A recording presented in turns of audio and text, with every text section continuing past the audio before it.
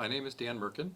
I've lived in Jacksonville now for like 22 years almost. I've moved here in February of '99.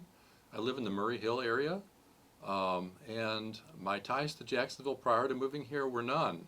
I actually moved to Jacksonville sight unseen. I got a job here with Jasmine, the LGBT youth organization, and so I got hired and I moved to Jacksonville sight unseen, and the kind of mixed impressions about Jacksonville. It looked like it had some good potential, and then it was also like, it looks like it's got some areas that need some development. Tell us about a place in Jacksonville that's meaningful to you, and if you don't mind, could you share a story about why it's important?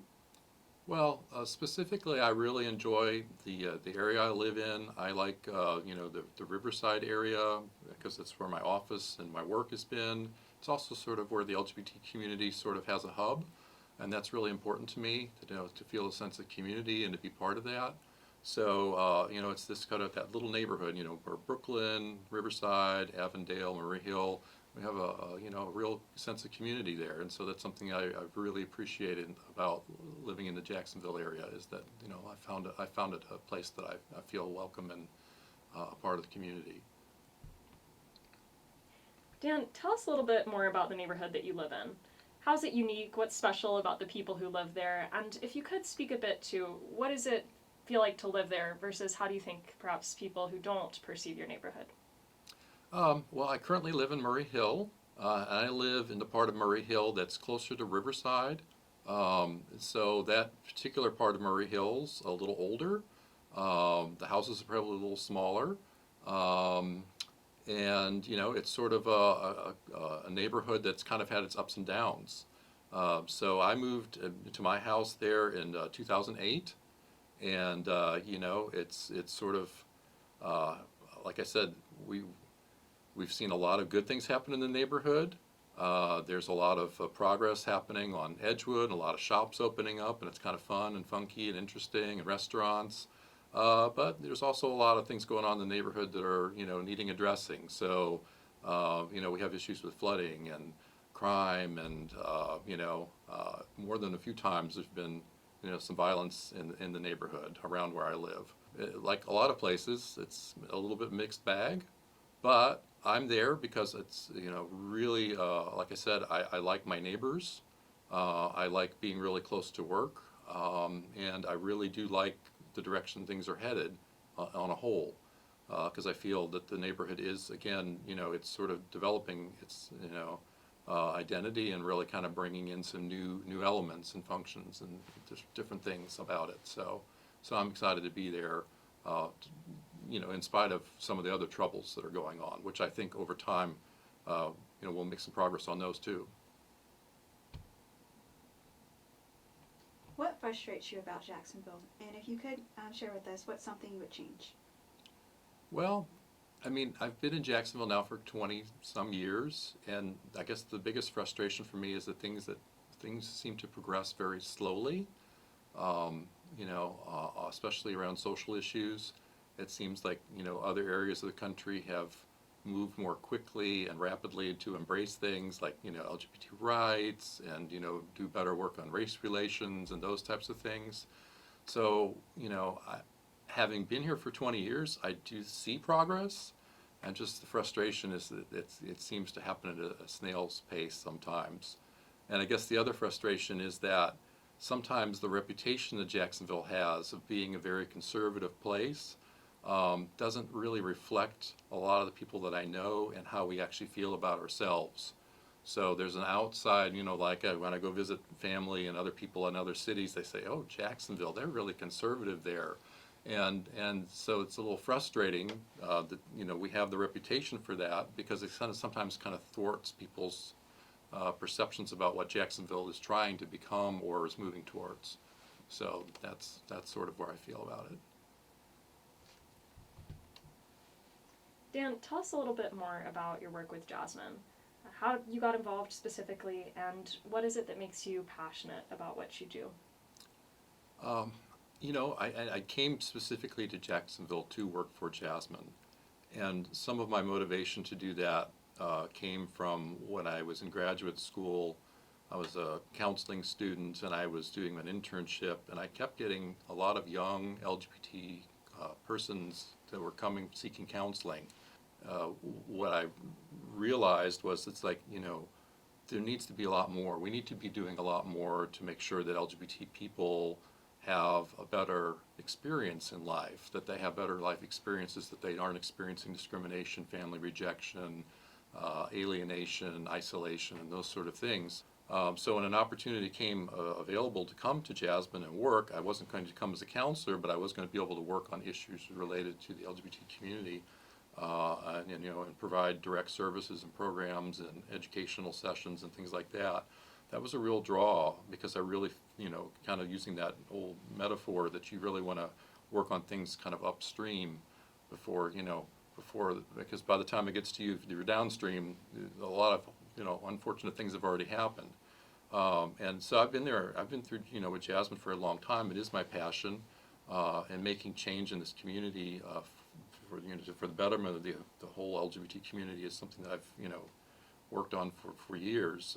Everything from, early on, fighting, organizing people to make sure that we didn't remove protections for sexual orientation and gender identity, right? Because at that time it was a sexual orientation from our harassment policy in the school system, and then sticking up. We had a volunteer, Terry Ann Summers, and it'll be 20 years this December, since she was murdered, and speaking up about the needs of people in our community. So I mean, just as a side note, I mean, I live on the street where Terry Ann was murdered. And that was, 20 years ago. I didn't live there when it happened, but I do now. And so it's a motivator for me to know that there's always progress that needs to be made, because there are serious and dire consequences for when we don't do the work. So, I mean, I've been highly involved. I worked on the effort to get the city's human rights ordinance updated to include sexual orientation and gender identity. That was a, that was a 10-year battle almost, of work and effort put into it, starting way back with laying the groundwork for that in the mid-2000s, 2006, 2007, and then trying in 2012 and failing and moving, and finally, achieving that in 2017, years after, most of the other major cities had done it. So that's what I've worked primarily on. It's now policy. It's just really trying to be in the room and shape the discussion so that people start to think about critically, the differences that are happening in our community and ways to address them, and make sure that everyone feels that they're included, that they have a voice, that they are a part of the community, and that they're valued and respected and can be who they are. When you talk to members of the LGBTQ plus community in Jacksonville, what attitude do they have towards their experience living here?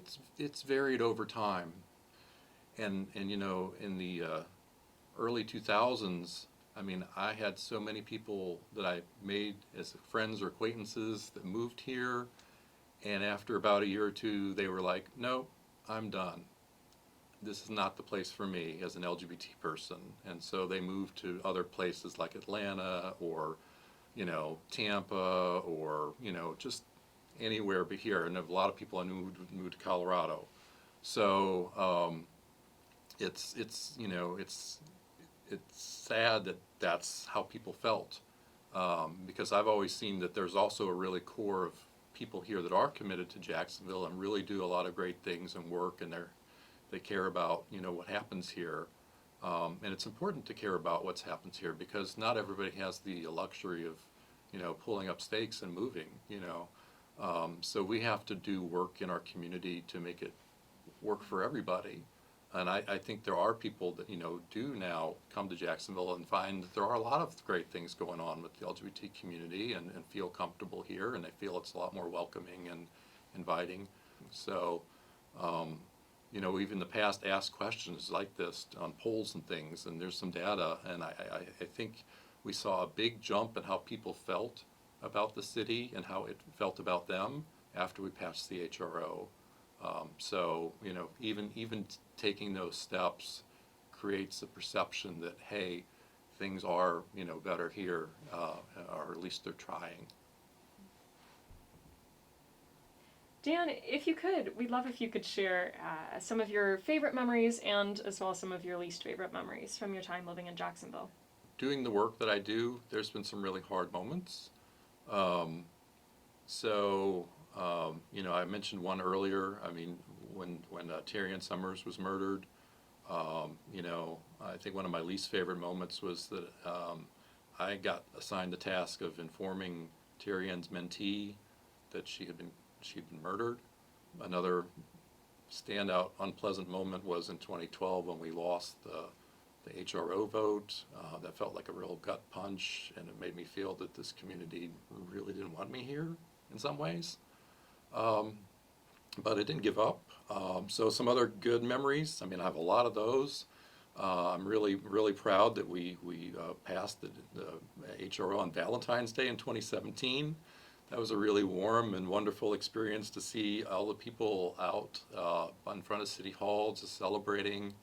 And just, knowing that, after all the work that had been put in, that, we could make things happen. We could move the ball forward. And I think that moment was really, really important, not just for the LGBT community, but for Jacksonville as a whole, because I think it sent the message that, we can be a little more progressive. And I think a lot of others, just smaller, everyday sort of moments. I mean, I used to love singing in the chorus. Another moment I have that's really seared into my mind is the first time we did a 5K run, the Strides for Pride 5K run. I don't remember which year it was, but the sight of all those people running in the rainbow colors right past the Jasmine campus, just up, it was just really kind of like, I felt a little overwhelmed by it. It was like, wow, because this is something that, we've just never had really seen before. It's this sort of, I mean, there have been parades and pride, but this sort of, interesting energy of people coming together for the type of event that was focused on doing good for the community and doing good for Jasmine and kind of taking over the streets a little bit. So, so that was a really exciting moment and a memorable one for me. What do you love about Jacksonville? So there are some opportunities here, I think, and that's something that's exciting about it. Like I said, it's kind of the contrast is because we move so slowly on a whole bunch of things for so long. I do think that we're also in a position now to kind of really rev things up and move us forward in a way that's really, really exciting. What's your vision for the future of the LGBTQ plus community in Jacksonville? The vision would be that as we continue to grow, that we become more united, that we are able to meet the needs of our entire LGBT community. We still have a lot of needs around the people in our LGBT community to fill, and to make them feel that they are supported and that they are a part of a greater LGBT community.